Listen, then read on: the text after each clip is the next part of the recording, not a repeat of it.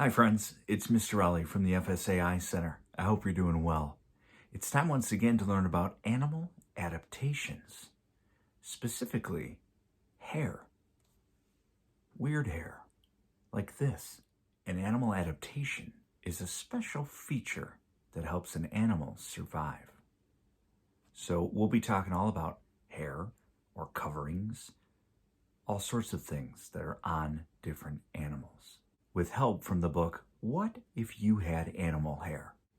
Written by Sandra Markle and illustrated by Howard McWilliam. While watching this video, I want you to be listening for how each animal's special hair or covering is just right for the environment where it lives. I want you to choose one and then write about it in your science journal. So make sure you've got your science journal ready to go. All right, let's start. Polar bear. A polar bear has a double coat of hair to keep it warm. There's a woolly undercoat close to the bear's skin. Above that is a top coat made of 6-inch long, stiff, oil-coated hairs. A polar bear's hair looks as white as Arctic snow because the top coat hairs are hollow and clear. They reflect the light, just like snow. Fact: each May or June, a polar bear sheds its hair and grows a whole new coat in less than a month. If you had polar bear hair on your head, you could play outdoors in cold, wet weather and never need a hat. A reindeer. A reindeer has a double coat too. It also has a lot of hair, as many as 5,000 outer hairs per square inch of skin. Each long, stiff outer hair has a hollow core. These hairs trap air. In addition to keeping the reindeer warm, its hair helps this heavy animal float in the water. Fact: a reindeer's hollow hairs keep its body heat from escaping. In fact, if a reindeer lies on the ground, the snow under it doesn't melt. If you had reindeer hair, swimming would always be easy, even in the roughest of waters. The three-toed sloth. A three-toed sloth's hair often looks green because little plants called algae grow all over it. Ew. Sloths live in damp rainforests and rarely move, making their bodies a good place for algae to live. However, having green hair isn't a bad thing. Green hair helps sloths blend into their homes in the treetops and hide from predators, such as jaguars and harpy eagles. Fact: three-toed sloths spend most of their lives upside down, so their hair grows differently than other hairy animals. When a three-toed sloth hangs upside down, its hair falls over its body, so even upside down, the sloth's hair keeps its skin dry when it rains, like a slothy umbrella. If you had three-toed sloth hair, you'd never be alone. Because of the algae, your hair would be home to many different kinds of harmless insects. Arctic fox. An Arctic fox's hair is snow white in winter. Each hair is also fat, helping make its coat thick and warm.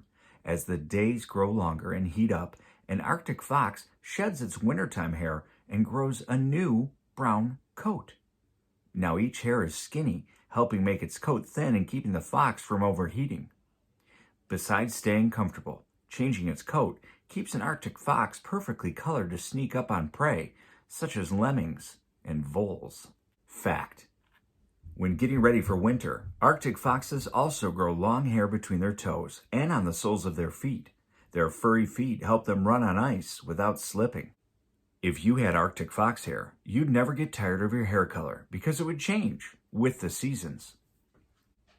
A giant pangolin. A giant pangolin's body is covered with scales, which consist of the same substance as hair. Like hair, the scales are made of tough keratin and grow out of the skin. A giant pangolin's scales also start small and grow longer until at last they fall out. New scales grow in to replace the ones that are lost. Fact: the back edges of a giant pangolin's scale-like hairs are razor sharp, so if it's attacked, a giant pangolin just curls up tight to stay safe. If you had a giant pangolin's scales, you wouldn't need to put on a helmet to ride your bike. Remember, guys, your teachers are going to want you to pick one that was your favorite, and you're going to be writing about it in your science journals. Maybe I've already read your favorite, or maybe it's this one. A porcupine. A porcupine has a normal coat, but it also has special hairs too, called quills. Quills are stiff, needle-like hairs. If attacked, barbs on the end of each quill poke into the enemy's skin.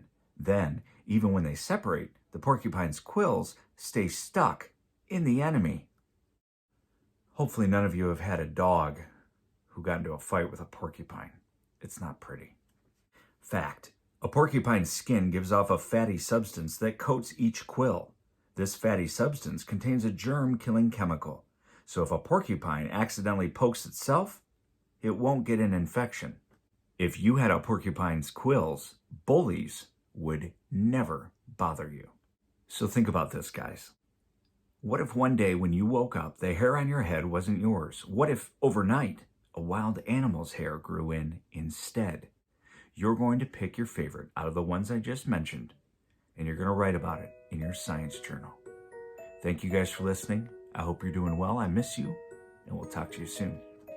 Bye-bye.